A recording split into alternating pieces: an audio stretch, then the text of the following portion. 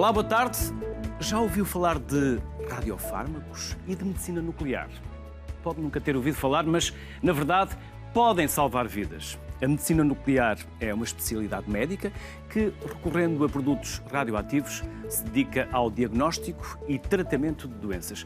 Esta é uma definição muito resumida para algo tão complexo como, no caso dos cancros, detectar tumores ou metástases. Nos próximos 60 minutos, as minhas convidadas vão explicar-nos tudo.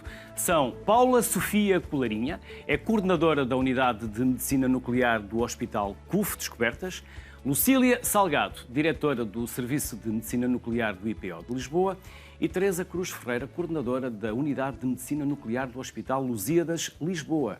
Às três, bem-vindas à Sociedade Civil. Obrigado pelo tempo que nos vão dedicar e pela disponibilidade e pela simpatia que tiveram de aceitar o nosso convite.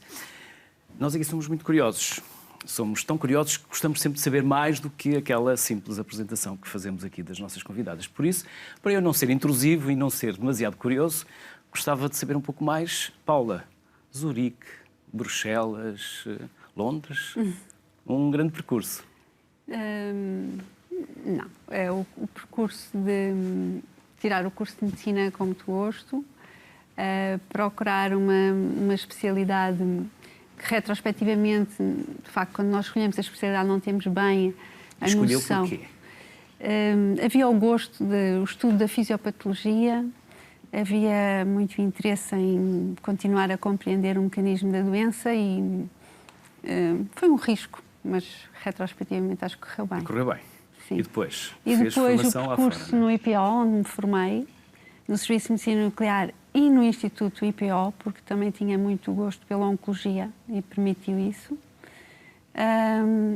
E depois vencer a especialidade também, tentando ir a serviços fora, porque hoje em dia a mobilidade é muito fácil, mas já há muitos anos que nós tentamos ir fazer pequenos estágios fora e ver como outros colegas fazem. Sim, sempre coisas de curta duração, mas que trazíamos experiências. E pronto, e cá estamos. E retrospectivamente acho que estou bastante satisfeita com a especialidade e com o percurso. Sim, é uma especialidade médica que nos obriga a trabalhar com o colega, porque fazemos exames, não é? Ainda não falámos sobre a especialidade. Fazemos exames para os vários especialistas que nos pedem exames médicos e temos o contacto com o doente e temos que compreender ou tentar perceber qual é a questão, qual é a tal fisiopatologia, qual é a chega que com a informação do nosso exame pode ajudar no percurso desse doente. E nesse aspecto é interessante porque obriga a esta vertente de permanente comunicação com o colega que nos pede o exame e com a pessoa que necessita e que depois é portador dessa informação para ajudar no seu percurso clínico. E atualmente? Atualmente onde Sim. estou? Sim. Estou a coordenar o serviço, portanto, a certa altura da minha vida, em 2011, deixei o Instituto Português de Oncologia e abracei um desafio também. Enfim, há uma altura na nossa vida em que nós também por vezes queremos também montar e, enfim, ter aquele prazer de montar de novo um serviço de medicina nuclear e foi isso que fiz no Hospital CUF Descobertas, com a medicina nuclear convencional e na altura também com a tomografia por emissão de positrões e de criar uma equipa e colaborar com os outros serviços. E Lucília? Eu comecei, isto é engraçado, porque nós as três especializámos no mesmo hospital, no Instituto Português de Oncologia, que no fundo é o berço da medicina nuclear portuguesa. Portanto, abriu lá em 53, exatamente na mesma altura em que no resto da Europa e no mundo começava a ser utilizada a medicina nuclear. Portugal também estava a dar os primeiros passos e continuou sempre como sendo um serviço importante, quer na área de Lisboa, quer em Portugal, no país. Eu, curiosamente, comecei pela cardiologia nuclear e antes de escolher a especialidade. Portanto, eu tinha um grupo de trabalho em cardiologia no Hospital de Santa Maria, onde fiz o meu curso e depois onde trabalhei os 2 primeiros anos. E liguei-me a esse grupo e começámos por fazer estudos de cardiologia nuclear que, pelos anos 80, também estava a começar a ter expressão na sociedade portuguesa, na medicina portuguesa. Depois, a seguir, quando escolhi a especialidade, achei que fazia todo sentido escolher medicina nuclear, que é muito mais do que a cardiologia, claro. E, portanto, a oncologia é uma área muito interessante que o IPO tem um manancial enorme, portanto, nós damos resposta a a procura interna dentro do nosso hospital, mas sempre tivemos a possibilidade de trabalhar fora da área oncológica, porque realmente a medicina nuclear dá resposta à medicina toda. Há muitas áreas de trabalho e nós, no IPO de Lisboa, sempre tivemos essa oportunidade, essa perspectiva de que não se esgotaria só o nosso trabalho na oncologia. Ao longo dos anos fui ficando e, portanto, sou especialista do IPO já há muito tempo e nos últimos 10 anos faço a direção de serviço. E esse serviço é composto por quem? Pessoas também. Mas... Por muitas pessoas, claro que sim. Convém sempre falarmos das pessoas com quem trabalhamos. Não é? Exato. Nós temos um grupo multidisciplinar. Isso é uma das vantagens da medicina nuclear, é que nós trabalhamos com várias vertentes. Portanto, temos não só médicos, como enfermeiros, técnicos de medicina nuclear, portanto, pessoas treinadas para trabalhar com os nossos equipamentos. Temos também físicos médicos, no caso temos uma física médica, temos um radiofarmacêutico, portanto, um farmacêutico especializado nos tais radiofármacos, e depois temos todo um conjunto de interações com o hospital e com os outros serviços. A medicina tem que ser feita assim. A medicina hoje em dia não é um especialista sozinho virado só para ele próprio, não é? Portanto, tem que ser uma medicina de mãos dadas com os outros colegas e com as outras especialidades. E a Teresa? Bem-vinda, igualmente. Tudo isto é a mesma coisa, no fundo, é um gosto enorme pela medicina no seu todo, é uma vontade enorme de colaborar com as outras especialidades. Esta pareceu-me uma especialidade muitíssimo interessante, porque estuda a doença numa forma muito fisiológica, muito de que forma é que as coisas funcionam, de que forma é que os órgãos funcionam. E eu sempre gostei muito de fisiologia, sempre gostei muito de física e achei que esta especialidade, ainda por cima porque é uma especialidade transversal, como as minhas colegas já disseram, era a especialidade que eu gostava de fazer. E foi o que fiz. É uma especialidade que existe autonomamente, que tem a sua vida própria e eu, passados estes anos todos, eu comecei a especialidade já há muitos anos Alguns. E não me arrependo de nada, porque é uma especialidade que está em constante evolução e pronto, e depois também um bocadinho da forma que a Paula disse, abracei um outro projeto, comecei um serviço novo, o Hospital dos Lusíadas de Lisboa, e fazer um serviço do nada é, no fundo, como, acho eu, porque não tenho filhos... Construiu também um bocadinho a nossa imagem, não é? E naquilo que nós perspectivamos, é um bocadinho como os filhos, é criar a nossa equipa, é fazer com que a nossa equipa se una e tente lutar pelas mesmas coisas. E tenho uma sorte enorme na minha perspectiva, porque estou num hospital que tem como lema sabemos cuidar. E esse é realmente o objetivo, qualquer que seja a especialidade em que se está, saber cuidar é realmente aquilo que nós temos que fazer pelos nossos doentes. Saber cuidar deles na nossa especialidade, na forma como interagimos com os outros colegas, para que os doentes tirem o melhor possível do nosso cuidado. No fundo é isto. Paula, de uma forma muito genérica e de uma forma muito simples, começando, o que é a medicina nuclear? Exatamente. Vamos assim à lição mais básica para todos podermos começar a construir. Estava aqui a pensar que a sociedade civil ainda devia estar a perguntar-se o que é essa especialidade. De facto, é uma especialidade muito pouco conhecida, julgo eu, por parte da sociedade civil. Porquê? Porque, felizmente, a maioria da sociedade civil está saudável. Felizmente. Ainda bem. E, de facto, nós somos para pessoas que, de facto, ou têm uma doença ou têm um elevado perspectiva de que possam estar doentes. Os exames de medicina nuclear não são para ser feitos por rastreio, para ver se está bem. Não são. São sempre para resolver uma questão, algures no percurso de uma doença. não são sempre no início, não são sempre no fim. Nós temos esta vantagem de trabalhar para várias especialidades. Para nós é interessante, eu pelo menos gosto de não estar... muitas vezes saber umas patologias também ajuda na interpretação de outros exames. Portanto, temos uma visão conjunta da patologia e da fisiologia do ser humano. Então, o que é a medicina nuclear? O nuclear vem da palavra núcleo. Utilizamos a energia que vem do núcleo radioativo e que vai bater alguns num cristal e dar-nos uma imagem.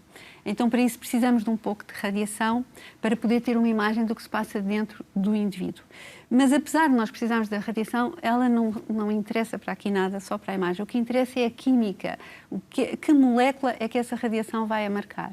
Portanto, nós temos que administrar ao doente o tal radiofármaco, que disse que é um fármaco radioativo, e ele vai ter uma biocinética e há de ir para um órgão, tem uma história, uma história fisiológica, fisiopatológica.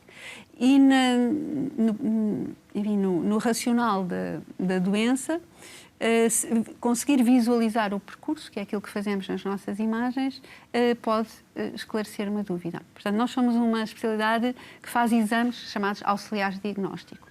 Também temos uma pequena área terapêutica, que vamos depois falar, com certeza, no decurso desta conversa. Portanto, sem querer monopolizar, nuclear vem da parte radioativa, usamos um pouco de radiação, mas o que nos interessa normalmente é a interpretação química daquilo que injetamos. E depois é transversal a todos os órgãos e muitas patologias. E a sociedade civil só vai normalmente encontrar-se com isto quando, de facto, para aquele pequeno grupo de pessoas que em determinada fase da sua vida têm um problema e há que decidir que terapêutica e, portanto, normalmente são pedidos por parte de um especialista, cardiologia, oncologia, ortopedia, e que quer resolver uma dúvida. Ele está numa encruzilhada, decidir se vai por esta opção, se vai por aquela, e com aquele pedaço de informação, é aquilo que nós damos, é um pedaço de informação, pode ajudar a tomar essa decisão. Lucília, é não invasivo. É não invasivo, exatamente. Juntando aqui um bocadinho àquilo que a Paula já disse, nós, no fundo, temos uma perspectiva um bocadinho diferente, complementar, mas diferente da radiologia e da outra especialidade que utiliza radiações, que é a radio-oncologia. Portanto, no nosso caso, nós temos sempre que administrar a radiação ao doente, ou seja, o doente é que vai ficar radioativo. No caso quer da radiologia, quer da radio-oncologia, a radiação está dentro dos equipamentos. Portanto, há essa diferença. Os nossos equipamentos, em princípio, são leitores. Portanto, aqueles que fazem a imagem estão a ler a distribuição da radioatividade no corpo do doente. Nós temos uma grande vantagem, temos exames de corpo inteiro. Ou seja, com uma única dose de radiação, nós vamos, e isto prende-se um bocadinho também com a percepção de segurança ou de insegurança que às vezes os doentes têm em relação à nossa especialidade. A nossa especialidade é uma especialidade segura.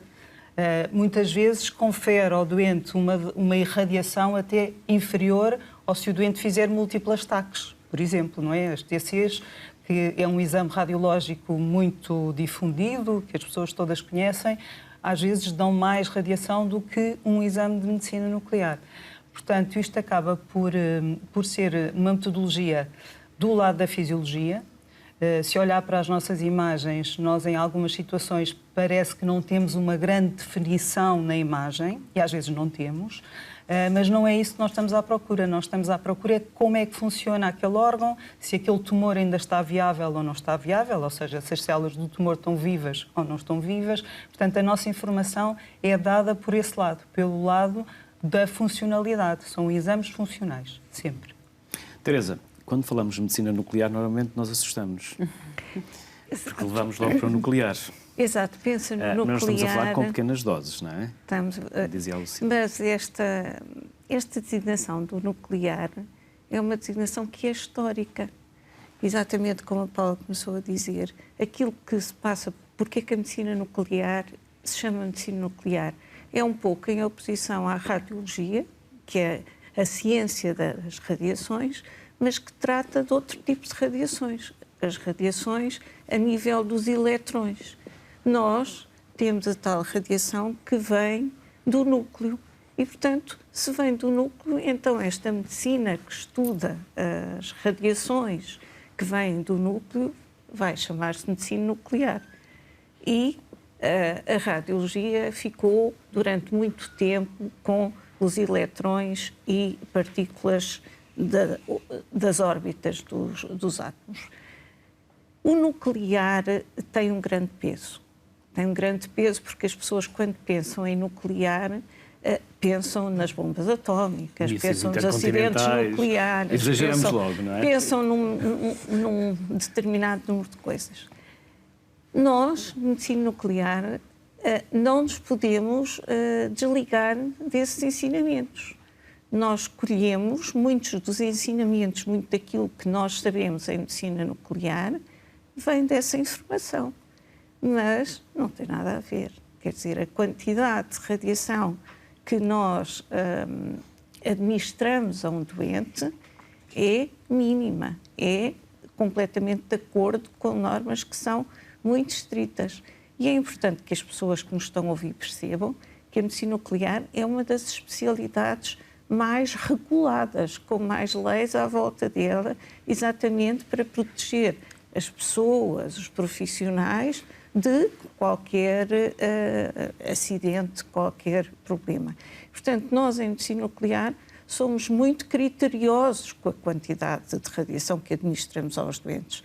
Mas aquilo que a Lucília estava a dizer, nós temos que ter da parte dos nossos colegas sempre um pedido, como a Paula estava a dizer, uma dúvida que nos ponham. E só nesse contexto é que é razoável nós estarmos a administrar radiação a um doente. Nós não podemos estar a administrar radiação só porque sim. Os exames em medicina nuclear não são exames de rastreio.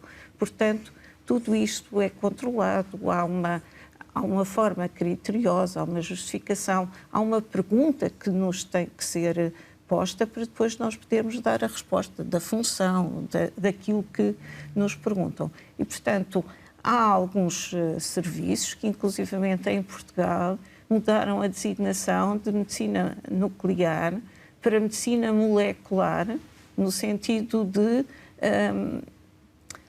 tornarem a designação mais soft. Mas eu acho que não faz sentido, pelo menos no nosso... Nós, nos Lusíadas, continuamos a chamar-nos medicina nuclear, no IPO, na CUF, continuamos todos a ser medicina nuclear, porque é isso que nós somos, é realmente a medicina do núcleo. Se eu puder acrescentar, nós usamos, como a Lucília disse, nós usamos as fontes radioativas na mão, chama-se não seladas. Andamos com as fontes na mão, até injetarmos ao doente. E a radiologia ou a radioterapia tem fontes seladas. E talvez, já me pus a pensar sobre isso, por as fontes serem não seladas, por andarmos com a radiação na mão, por, apesar de tudo, a medicina nuclear ter vindo depois da radiologia, de facto, na nossa área, desde nós, os trabalhadores têm dosímetro e respeitam o dosímetro, têm cuidado.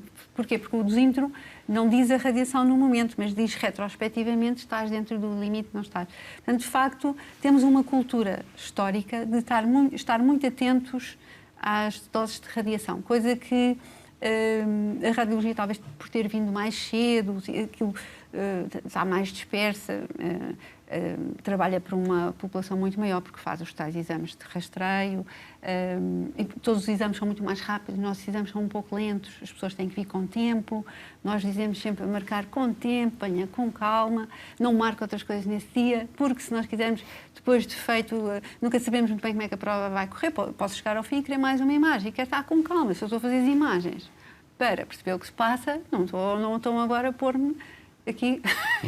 Mas fazer mais uma imagem não quer dizer mais radiação, porque a radiação já lá está. A dose já lá está. A dose já lá está, exatamente. Qual é a dosagem, digamos assim, que vocês, profissionais de saúde... Nós. Sim, vocês. Antes de irmos ao doente. Se quiser. Eu posso dar um exemplo. O nosso serviço no IPO, que tem muitos doentes anuais, nós, portanto, começando um bocadinho atrás, existem limites de dose dentro das regras de proteção radiológica, no fundo, que é o que estamos todas aqui a falar, existem limites de dose para os trabalhadores expostos, que somos nós. Portanto, quem trabalha com radiações, quer seja na medicina, Médicos, quer seja noutras áreas, exatamente, que está dentro daquele período. está dentro, exatamente, chama-se um trabalhador profissionalmente exposto. Para esses trabalhadores profissionalmente expostos, nós temos um limite de dose anual de 20 millisieverts. 20 millisieverts ano. Mas se calhar vale a pena dizer... São unidades de radiação. São unidades de exposição. E, portanto, dentro deste limite, eu ia-lhe dar o exemplo do nosso serviço, em que, como disse, fazemos muitos exames e temos tratamentos, portanto, temos doentes que estão submetidos a doses de radiação mais altas e quem administra os tratamentos também nessa altura, pode ser irradiado com doses mais altas. Quem costuma ter uma dose mais alta tem 5 millisieverts. Portanto, como vê, temos aqui ainda 15 millisieverts até chegarmos a um limite que nos impossibilitaria de trabalhar, teríamos que ser afastados do trabalho durante algum tempo. Que eu me recordo, isso nunca aconteceu. Portanto, nunca tivemos nem próximo dos 20 millisieverts do limite anual. O que é que acontece? As boas práticas. Portanto, nós todos temos que conhecer as boas práticas de radioproteção, usá-las no nosso dia-a-dia. Uma das coisas muito simples é saber que a proteção das radiações se faz em 3 vertentes, portanto, na vertente do tempo, na vertente da distância, portanto, aumentar a distância à fonte radioativa, diminuir o tempo e também na utilização de blindagens, não é? Portanto, nós temos essas blindagens disponíveis. As paredes? As nossas paredes têm algumas blindagens, nomeadamente para os equipamentos não se confundirem uns aos outros, não é? Uma vez que o doente é que está radioativo.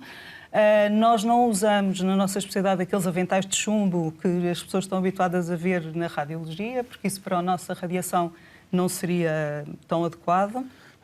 Mas temos, todas as seringas vêm com uma blindagenzinha, temos caixotes com chumbo, caixotes do lixo, por exemplo, temos transportadores com chumbo, enfim. Há todo um conjunto de equipamentos que nós usamos para a proteção radiológica. E depois, outra maneira muito simples, por exemplo, é os profissionais fazerem uma rotação de tarefas dentro do serviço, não é? Portanto, não estar sempre a mesma pessoa a fazer a mesma tarefa. Mas, como vê, são níveis de exposição que são perfeitamente aceitáveis. E eu, se calhar, aproveitava só para dizer que a radiação é um fenómeno natural. Nós todos estamos que há radiação aqui neste estúdio. Não, e bastante. Em todo lado. Temos aqui muito equipamento eletrónico que as pessoas não veem. Em todo lado. Portanto, nós humanidade, estamos habituados a viver sob radiação. Os níveis de fundo natural são diferentes, consoante, por exemplo, nós estamos em Lisboa ao nível do mar ou nós estamos na Guarda a uma certa altitude. As tripulações aéreas são profissionalmente expostas, porque os raios cósmicos estão mais próximos deles. Portanto, não somos só nós, profissionais médicos, que estamos expostos de uma forma profissional. Os mineiros estão expostos profissionalmente. Portanto, há todo um conjunto de situações e todas estas situações são regulamentadas, reguladas, nem todos usam o dosímetro, como nós utilizamos, mas, de qualquer maneira, isso é tudo tomado em consideração. Teresa, a medicina tornou-se mais exigente, não só para os pacientes, mas também para os seus profissionais. Também usam esses dosímetros, também têm esses cuidados, naturalmente. Claro. Todos os profissionais e são sujeitos a exames periódicos, esses profissionais sim, que estão mais expostos? Somos, no caso do Hospital de Lisboa e de todos os hospitais, somos sujeitos a exame pelo médico da medicina do trabalho uma vez por ano. Fazemos análises de sangue, fazemos raio-x de tórax, eletrocardiograma e somos avaliados por um médico da medicina do trabalho e, portanto, também não há pessoas, pelo menos na equipa com que eu trabalho nos Lusíadas, que tenham sido afastadas por problemas de exposição. E estes valores que a Lucida está a dizer são os valores que eu tenho também na equipa com que trabalho, porque uma das funções de nós que coordenamos é ver se são seguidas as boas práticas, quer pelos profissionais, quer depois na preparação de fármacos, em tudo o que envolve radiação, para que os profissionais não se exponham. E outro dos grandes conselhos é que quando uma pessoa vai ter que injetar um doente com uma substância radioativa, primeiro que tudo deverá explicar ao doente todo o procedimento antes de fazer a administração da substância radioativa. E só no fim é que deverá administrar, para que as perguntas não surjam quando o doente já está radioativo. Claro que às vezes não é possível, mas é sempre essa a nossa vontade. A Universidade de Coimbra inaugurou recentemente um ciclotrão pioneiro. Trata-se de um acelerador de partículas que produz medicamentos radioativos importantes para o diagnóstico do cancro. Vamos ver. O novo ciclotrão chega da Bélgica. Aqui em Coimbra até já existe um e nele até já é produzido o gálio-68, um isótopo utilizado em radiofármacos para o diagnóstico de cancro. A diferença com o novo acelerador de partículas é que a produção vai ser otimizada, ficando mais acessível. O que o novo ciclotrão permite é otimizar a produção de alguns destes isótopos radioativos, que, portanto, permitirão ter todo o processo de isótopo radioativo em molécula para fazer diagnóstico estar otimizado. É uma otimização do ponto de vista farmacêutico, podemos dizer assim, porque é um produto final ser de melhor qualidade, e esta otimização do ponto de vista farmacêutico ajudará a que haja em mais locais, e havendo em mais locais há acesso a mais pessoas. O Instituto de Ciências Nucleares Aplicadas à Saúde é uma unidade da Universidade de Coimbra que completa 10 anos em 2019. O novo ciclotrão fica instalado aqui junto ao mais antigo. Vão trabalhar alternada e complementarmente. A nova geração melhorada. O novo ciclotrão tem um conjunto de coisas que são uma evolução deste ciclotrão, deste modelo. E principalmente a grande evolução que é permitir a extração do feixe a duas energias diferentes. Foi desenvolvido em cooperação com uma multinacional belga, que é um dos maiores fabricantes mundiais na área. Temos vários projetos de colaboração com ele. O projeto mais importante tem a ver com a produção desse isótopo, o gálio-68, que existe uma escassez muito grande a nível mundial. E por essa razão nós temos trabalhado em conjunto com eles no sentido de encontrar novas formas de o produzir. Essa investigação levou a uma patente, que é da UC, e essa patente é explorada pela empresa IVA, pagando obviamente royalties à UC, e pretende responder então a essa escassez que existe do isótopo. O investimento no ciclotrão de dupla energia é de 2 milhões de euros, suportado em partes iguais pela empresa e pela Universidade de Coimbra. Quer seja pelo mercado nacional, quer seja pela transferência de tecnologia, que já está a ser feita neste momento para outros países que estão a instalar esta tecnologia, obviamente que vai pagar, não tenho dúvida nenhuma, o investimento que está a ser feito. Prevê-se que a instalação esteja concluída daqui a 6 semanas. Aguarda-se também a autorização do Infarmed para distribuir o gálio-68 pelos outros centros de diagnóstico do país. Paula, nós estamos a falar de tecnologia cara, investimentos que são avultados. Neste momento, nós podemos dizer que em Portugal estamos na média europeia, digamos assim. Estamos bem servidos. Eu sou uma rapariga otimista e acho que sim, acho que estamos muito bem. E se não fosse otimista? Não, eu acho que estamos bem. Lá está. Nós somos pessoas que vamos lá fora e voltamos e, portanto, hoje em dia na medicina... Notam alguma diferença daquilo que fazemos cá para aquilo que se faz lá fora? Não. Também acha que não? Não. Estamos, nem em qualidade, em quantidade não sei dizer, mas eu acho que nós fazemos...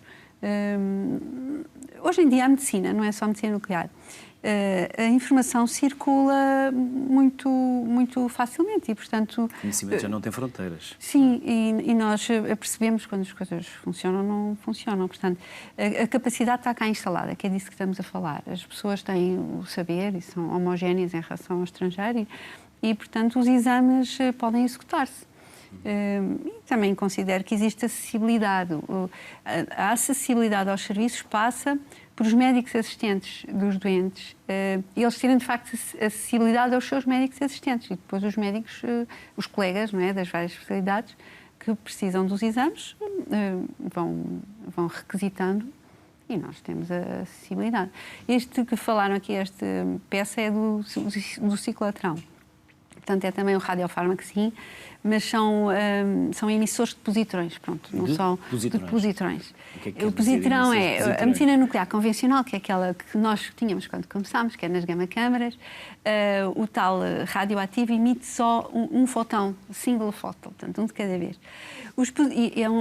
É uma luz, só que são milhares de luzes, mas cada uma vem por si. No caso dos positrões, os fotões são emitidos um para cada lado, portanto, num ângulo de 180 graus. E o equipamento que nós temos tem que ler os dois ao mesmo tempo. E para ter esse tipo de isótopos é preciso um ciclotrão.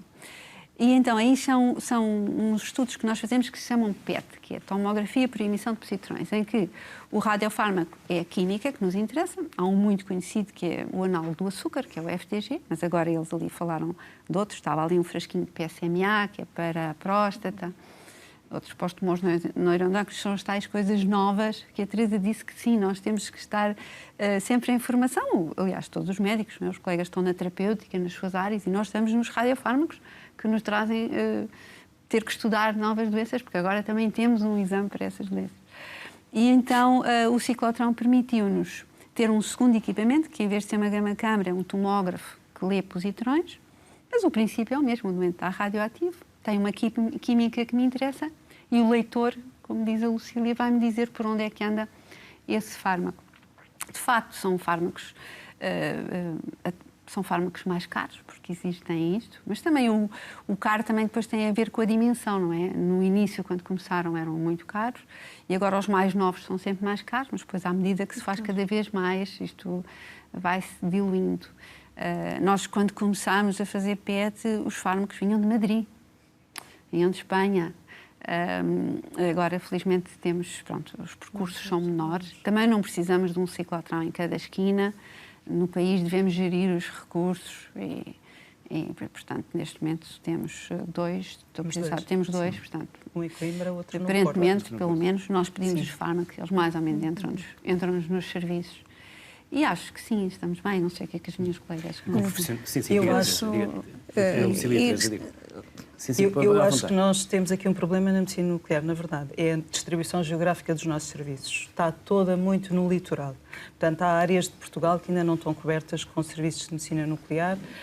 Isso pode ser realmente um problema de acessibilidade em algumas localizações geográficas. Portugal, neste momento, tem à volta de 34 serviços de medicina nuclear, entre público e privado. Na verdade, o privado tem correspondido bastante à procura de medicina nuclear e até há mais serviços privados do que serviços em hospitais públicos. Há alguns serviços em hospitais que estão em parceria público-privadas. E esses foram os mais recentes, os mais recentemente instalados, mas esse pode ser um dos problemas, não tanto em termos de tecnologia, porque, como a Paula já disse, a tecnologia, nós compramos os mesmos equipamentos que o estrangeiro compra, realmente são equipamentos caros, o PET é a nossa tecnologia mais cara. Também é cara pela utilização, porque os isótopos... A logística é muito complexa, só para ter a ideia do que é que nós fazemos todos os dias. Nós todos os dias recebemos de Coimbra, daquele ciclotrão, o FDG ou o gálio DOTANOC ou o gálio PSMA para utilizar no próprio dia dentro de tempos muito curtos. Portanto, quem está no ciclotrão vai trabalhar durante a madrugada toda para, por volta das 5, 6 da manhã, começarem a sair os carros para distribuir em Lisboa e no Porto, se eles tiverem clientes no Porto. Nós somos clientes do ICNAS e, portanto, recebemos às 8 da manhã para nós podermos começar a trabalhar. Portanto, isto são isótopos de semivida muito curta. Nós só nos interessamos por isótopos radioativos, não é? A partir do momento que eles deixam de ter radiação, nós já não nos servem para nada. Portanto, estamos a lutar contra o tempo para receber o isótopo na quantidade que nós precisamos para podermos fazer os estudos aos doentes. Se eu tiver uma avaria no equipamento, se o carro que transporta tiver uma avaria, se apanhar muito trânsito à entrada de Lisboa, podemos não ter atividade suficiente para fazer o dia de trabalho que estava marcado. Isso às vezes são situações um bocadinho desagradáveis, porque realmente ter que dizer a um doente que já lá está, olha, já não vou conseguir fazer o seu estudo, é muito desagradável, mas é inerente à nossa atividade. Portanto, às vezes são imprevistos que não conseguimos controlar. A Teresa, há pouco ia acrescentar. Uma coisa muito interessante que se passa em relação às substâncias radioativas, e uma coisa que se fala muito neste momento é em teranósticos. Teranósticos. Exato. E o teranósticos não é mais do que a utilização da mesma substância radioativa em diagnóstico e terapêutica. E eu, que sempre me interessei muito pela terapêutica das doenças da tiroide, considero que esse é o modelo ideal, mas isto pode parecer que não tem nada a ver com o ciclotrão de Coimbra, mas tem, já vai ver. Portanto, em relação às doenças da tiroide, nós temos o iodo, que se eu lhe der iodo normal ou radioativo, a sua tiroide não vai reconhecer. Porquê? Porque estas duas substâncias têm as mesmas propriedades químicas. A única coisa que vai ter diferença é que se eu lhe der iodo normal, tintura de iodo, e lhe puser à frente um detector, nada. Se eu lhe der iodo radioativo, vou poder-lhe fazer uma cintigrafia, portanto, uma fotografia da radiação emitida pela sua tiroide. Portanto, iodo assim, para estudar a função da tiroide, e mais, com o mesmo iodo, mas com outro isótopo, portanto, com outro radiofármaco, também posso tratar tumores da sua tiroide.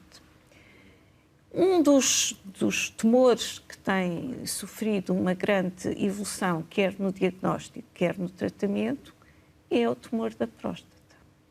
E vimos ali que estes colegas de Coimbra estão muito interessados em fazer Gálio 68. E então, o que é que isto é importante? O Gálio 68 vai marcar, para o caso dos tumores da próstata, uma molécula que se chama PSMA.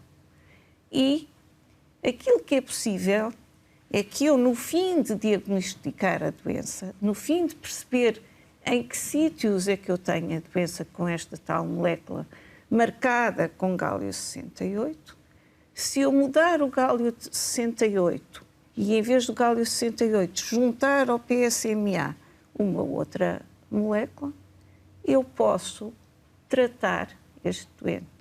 Porquê? Porque o que se vai fixar é o PSMA. O que vai estudar a função é o PSMA. E, portanto, depende o que é que eu ligo a este PSMA para fazer o diagnóstico, e quando lhe ligo outra partícula, posso tratar estes tumores. Posso acrescentar aqui? Nós tratamos o que vemos e vemos o que tratamos. Portanto, no fundo, é só isto. Portanto, isto é um assunto fascinante, como deve calcular. Era aquilo que eu lhe dizia, eu sou especialista já há alguns anos e não perdi o entusiasmo. Acho a medicina nuclear uma especialidade fascinante. Acho que a tornaria a escolher vezes sem conta. Tenho pena de daqui a uns tempos ter que deixar de fazer medicina nuclear, pelo menos, com as mãos na massa, porque é uma especialidade que realmente é muitíssimo interessante, exatamente por esta possibilidade que nós temos de ir atrás das coisas e depois fazer ali quase um truque, e em vez de ir atrás dela, vamos na mesma atrás dela, mas para a tratar. Isto é uma coisa fascinante e, portanto, eu acho que todas nós nos entusiasmamos muito com esta perspectiva. E realmente o iodo, como eu lhe digo, é o primeiro exemplo do Teranósticos. É uma terapêutica, como alguns colegas, aqui há uns tempos, uns colegas de Inglaterra publicaram, é a nossa primeira terapêutica de sucesso. É aquele modelo que nós queríamos para ter para todas as terapêuticas. E, portanto, desculpe, mas eu não consigo deixar de me entusiasmar com a medicina nuclear. Eu gostava de acrescentar aqui um pouco. Eu também estou muito entusiasmada com o que talvez venha a ser a terapêutica com o PSMA, mas apesar de ser uma otimista, queria frenar um bocadinho, porque A sociedade civil neste momento devia estar a perguntar, então, mas isso é tão bom, vamos já fazer isso às doenças todas. Pronto. Então, o que é que nos limita? E não temos assim tantas terapeutas. É que normalmente não há um radiofármaco perfeito, que é aquele que nós injetávamos e ia só para as células que nós queríamos e não ia para mais nenhuma. E então, sim, levava a radiação só para lá. Isso ainda não aconteceu. E o que acontece nas várias moléculas que já poderiam ter sido utilizadas para terapêutica é que o radiofármaco vai para sítios que nós queremos, na imagem aparece, e quando nós estamos só a fazer a imagem, não é terapêutica, mesmo que esteja noutros sítios, não nos confunde, porque nós sabemos que aquilo ali é normal. Mas se fosse para efeito terapêutico, ele faria radioterapia, que no fundo é isso que queremos, nas lesões e em órgãos normais. E é por isso que não há assim ainda tantas terapêuticas radioativas.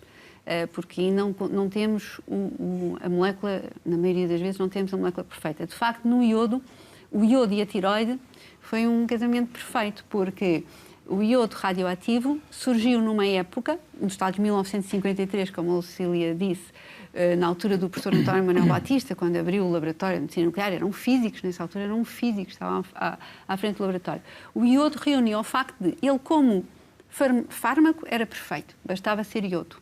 E também conseguia ser radioativo.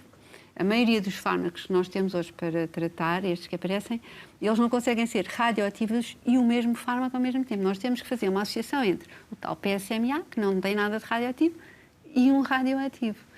E é só para não deixar a ideia de que amanhã toda a gente ia telefonar. Apesar de tudo, é fascinante. Eu trouxe umas imagens e se calhar então nas imagens... Enquanto agora vai explicando, nós depois vamos vendo. Claro, eu acho que nas imagens consegue-se perceber bem isto que a doutora Paula estava a dizer. Portanto, no fundo, todos os nossos radiofármacos têm no corpo do doente uma biodistribuição. Ou seja, uma distribuição pelos órgãos onde eles vão aparecer como normais. E eu trouxe um vídeo de um PET com FDG, portanto, com o tal açúcar, que nos vai fazer, no doente que não tem patologia, nós vamos ver sempre captação cerebral, captação no miocárdio, portanto, no coração. Vamos ver o fígado, vamos ver a atividade excretora, portanto, que passa pelos rins e pela bexiga, vamos ver a parte intestinal. Portanto, isto é a tal biodistribuição normal.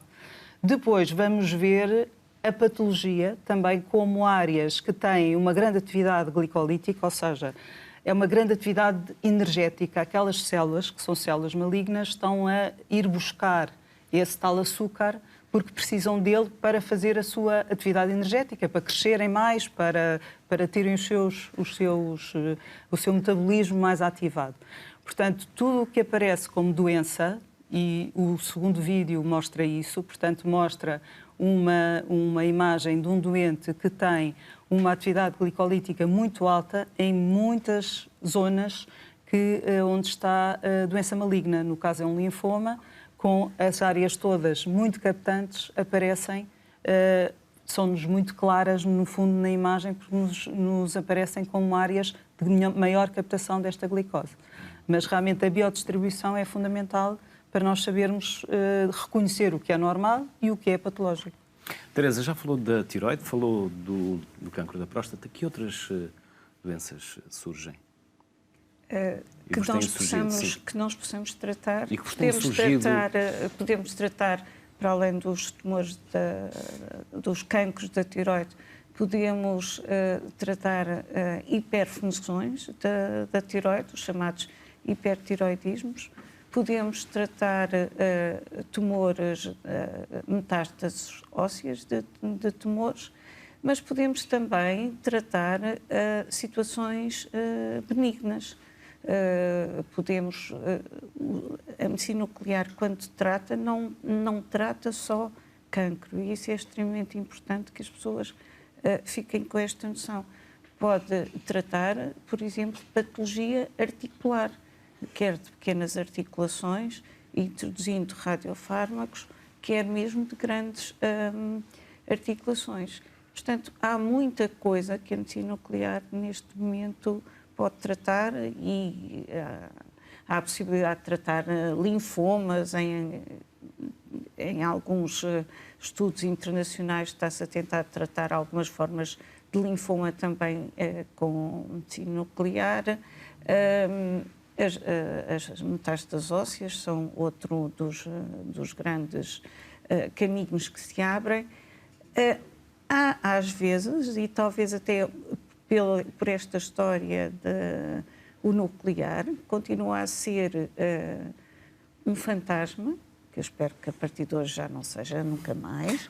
Mas tentamos hoje contribuir para tal. Mas aquilo que acontece é que muitas vezes as nossas terapêuticas com medicina nuclear são um pouco desviadas para o fim da linha, quando nós todas que já trabalhamos em medicina nuclear e os nossos colegas estrangeiros, também temos todos a noção que se às vezes estas terapêuticas com medicina nuclear com radiofármacos fossem antecipadas, muitas vezes poderíamos ter algum benefício.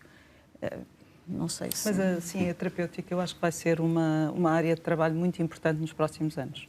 Vai ser realmente, nós queixamos-nos sempre desta quase inevitabilidade quando se fala em terapêutica de medicina nuclear, à exceção do carcinoma da tiroide, que é realmente uma terapêutica numa fase inicial. As outras são sempre umas terapêuticas de última linha. Ora, com terapêuticas que são utilizadas já como efeito paliativo, quando o doente já foi tratado de inúmeras formas que não deram resultado e depois então vai-se recorrer à medicina nuclear, é óbvio que os resultados nem sempre são os melhores, não é? Portanto, estamos a intervir numa fase em que o doente já está muito doente e provavelmente o efeito que nós vamos conseguir é um efeito só de alívio de dor, de paliação da doença, enfim, tudo isso é lícito e é útil, mas não é um efeito tão curativo. Mas nós temos a expectativa que a medicina nuclear pode ter terapêuticas curativas. Agora, elas precisam de ser aplicadas numa fase mais precoce do enquadramento terapêutico. Paula, sim, diga. Pronto, mais uma vez, frenar aqui um pouco. Porque, de facto, tirando o iodo, que é um caso à parte e antigo, as outras terapêuticas a que vamos tendo acesso, o PSMA ainda não temos acesso em Portugal, porque está mesmo no âmbito de estudo internacional. Mas, por exemplo, os tumores neuroendócrinos temos, e alguns casos para neuroblastoma. Muitas vezes, no nosso percurso de vida, compensar e atrasar uma doença já é muito útil, está bem? Tratar e salvar são, sim, palavras... só para não deixar, muitas vezes, então, na doença oncológica, travar, atrasar o percurso. E uma das razões porque eu acho que também na medicina nuclear não... como estavam a dizer, parece que às vezes só nos pedem as coisas já numa fase mais tardia, porque de facto nós somos uma pequena especialidade e não é só em Portugal, e somos sempre pequenos serviços pelo mundo fora, e então às vezes é difícil ter os trabalhos em grande número, os grandes ensaios, não há a força que têm as outras drogas para provar resultados. E isso hoje em dia conta muito, não é? Não se pode pôr terapêuticas sem uma grande uma comparação documentação com as outras terapêuticas já estabelecidas. Sim. E, de facto, os efeitos acessórios, por exemplo, o PSMA, que é uma coisa que para a próstata nós temos muito esperança, os doentes, por exemplo, ficam com... As glândulas salivares também fixam, não tem nada a ver com o tumor da próstata fixa, os doentes ficam com uma falta de saliva extrema. E isso é um efeito acessório complicado e que neste momento se está a tentar ver se consegue ultrapassar isso. Só para não deixar, sim, no futuro temos... Deitar água na fervura. E eu acho que todos nós nos agarramos a tudo aquilo que possa ser esperança e que nos possa...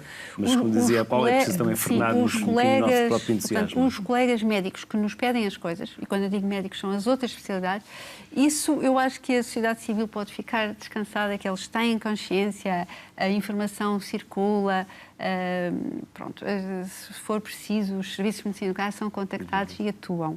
Essa informação nós há anos vamos fazer formação aqui e ali, desde internos que vamos fazer sessões e, portanto, eu acho que a informação circula. As pessoas têm noção disso, senão... Só para frenar aqui um pouco. No ano passado, o IPO de Lisboa foi equipado com uma nova câmara-gama. O aparelho de diagnóstico aumenta o rigor dos exames e ainda permite uma poupança significativa. Vamos saber como.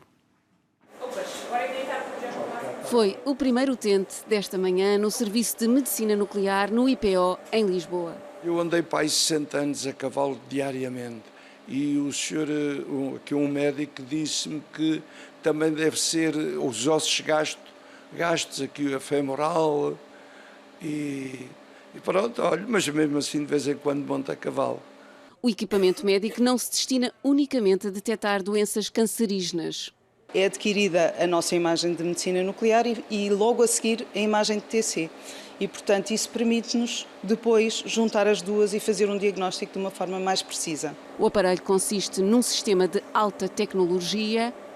A câmara chama-se Gama porque funciona com recurso a produtos radioativos. A nossa fonte radioativa é o doente, a quem nós administramos um radiofármaco marcado com um produto radioativo. E é administrado como? Habitualmente é por via endovenosa, mas pode ser por via oral. Depois de ser injetada uma substância radioativa, as células cancerígenas escondidas ficam evidenciadas na imagem de uma tomografia computurizada, conhecida por TC, a antiga TAC. Vai nos permitir ter um fluxo de doentes mais rápido e mais continuado. De qualquer forma, neste preciso momento, nós não temos propriamente lista de espera para os exames que fazemos em câmara Gama, mas é sempre uma ajuda o doente poder fazer o exame de forma mais célere e mais cómoda para ele, não é? A maior vantagem deste equipamento sofisticado é a capacidade para detectar uma doença silenciosa como o cancro.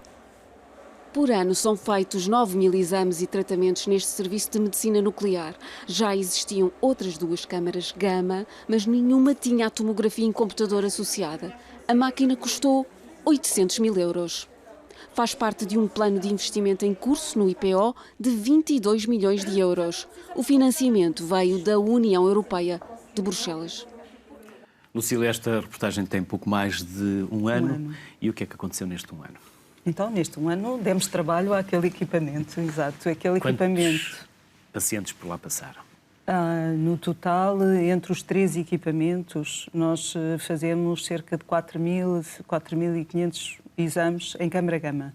Fazemos outros tanto em PET e temos também a enfermaria a tratar doentes. Mas, na verdade, este equipamento tem uma particularidade, como a vossa peça mostra. Junta a medicina nuclear, portanto, a câmara Gama, com uma TC, uma TAC de baixa dose, que nos permite fazer fusão de imagem. Essa é a nossa realidade no PET. Portanto, o PET é sempre feito com uma TC acoplada e com imagem de fusão. Em câmara Gama tem que ser estes equipamentos especiais, portanto, juntar também os dois mundos e termos o melhor dos 2 mundos. No fundo, como eu disse ao início, a medicina nuclear às vezes não tem uma localização anatómica, não tem uma definição anatómica tão precisa, mas juntando, permitindo-nos fundir as 2 imagens, nós conseguimos ter uma localização anatómica muito mais precisa e chegarmos realmente a um diagnóstico com uma melhor especificidade. Portanto, esta peça também permite juntar com aquilo que nós já falámos aqui, é que a medicina nuclear tem um componente oncológico muito importante, mas não é único, não se esgota aí. Nós temos algumas imagens também de cintigrafia óssea, que era o que o doente estava a fazer, era uma cintigrafia óssea, que serve, por exemplo, para estudar próteses. As próteses articulares, que hoje em dia são muito frequentes, portanto, há muita gente que precisa de colocar uma prótese articular, porque nós todos estamos a viver mais tempo e as nossas articulações vão-se gastando e, portanto, nós podemos fazer essa avaliação e essa monitorização das próteses articulares por cintigrafia óssea para dar diagnósticos importantes, como se a prótese está infectada ou não está infectada, se existe alguma complicação mecânica dessa prótese. Isto porquê? Porque os exames radiológicos, no contexto de um material que está lá colocado dentro, às vezes podem ter problemas em identificar a situação, em fazer o diagnóstico. E realmente a medicina nuclear tem alguns padrões que são bastante específicos e que nos permitem dar essa ajuda diagnóstica. Sim. Teresa, e vocês, enquanto profissionais de saúde, têm informação para a relação médico-doente? Sim. Para a relação médico-doente. Nós estamos a falar de pessoas De uma forma normal, quando vamos a um hospital, a um centro de saúde, vamos fragilizados. Aqui vão mais. O paciente aqui vai ainda mais fragilizado e com medo. Nós somos médicos. Essa é a grande São cuidadores. Essa é a grande arma da medicina nuclear, é que a medicina nuclear é feita por médicos. Ao contrário daquilo que acontecia quando os serviços apareceram, neste momento a medicina nuclear é feita por médicos que têm as suas próprias equipas, que sensibilizam as pessoas para aquilo que está a acontecer. Pode não ser de uma maneira formal, mas é com cada doente. Cada doente é diferente. Ao fim destes anos todos, eu nunca vi 2 doentes iguais. É com os doentes que se aprende. E, portanto, tem que haver uma grande abertura, uma grande capacidade de estar aberto ao outro, de perceber, inclusivamente, quando os nossos colegas nos pedem um determinado exame para um determinado doente, o que é que aquele doente tem, e perceber muitas vezes quais são as expectativas que o doente tem em relação ao exame. E isso vai-nos levar também a uma coisa que é muito importante. Os exames não são feitos para diagnóstico, para rastreio, como já dizia a Paula, são feitos orientados como meio complementar de diagnóstico de uma determinada situação e, portanto, nós temos que perceber quem é aquela pessoa, o que é que aquela pessoa pensa do exame. E muitas vezes perguntamos-lhe, então, porque é que acha que vem fazer este exame? E muitas vezes os doentes não sabem. Não sabem porque não querem saber, não sabem porque têm medo de saber. E, portanto, compete-nos a nós, muitas vezes, perceber isso tudo. Ouça, pode-se ensinar a medicina às pessoas. Também se ensina a ser médico.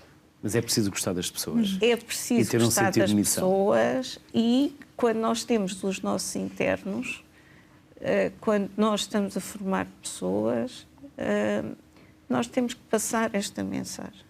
Passar esta mensagem de que realmente a maior parte das coisas vem nos livros, mas a medicina aprende-se praticando-a. E, portanto, se nos ensinam, pois ensinam, há muita coisa que se pode ler acerca da sensibilidade do doente, do facto do doente estar doente, e há uma grande fragilidade que eu sinto, sobretudo nos doentes oncológicos, é o tempo. Muitas vezes estas pessoas acham que por fazerem um exame mais depressa vai ser melhor para elas. E muitas vezes não é assim. Muitas vezes é preciso esperar.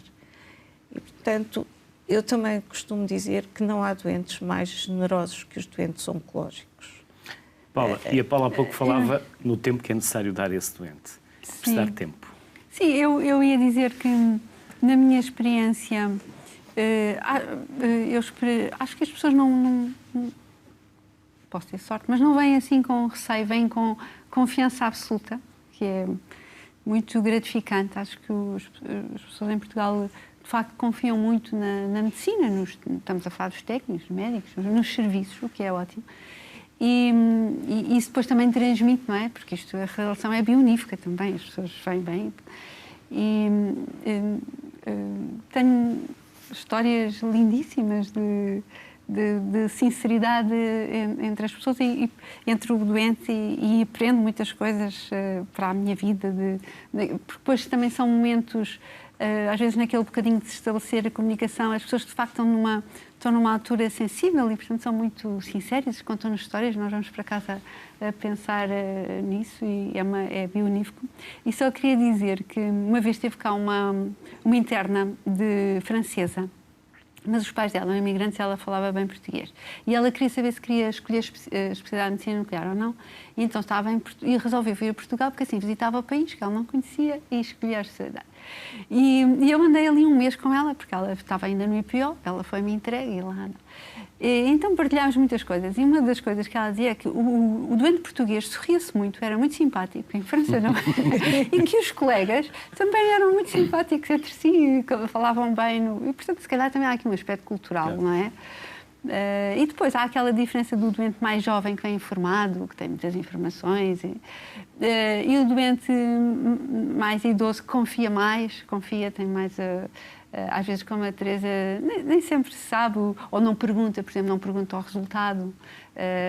Estava habituada antigamente, ninguém lhe dizia, agora já pergunta.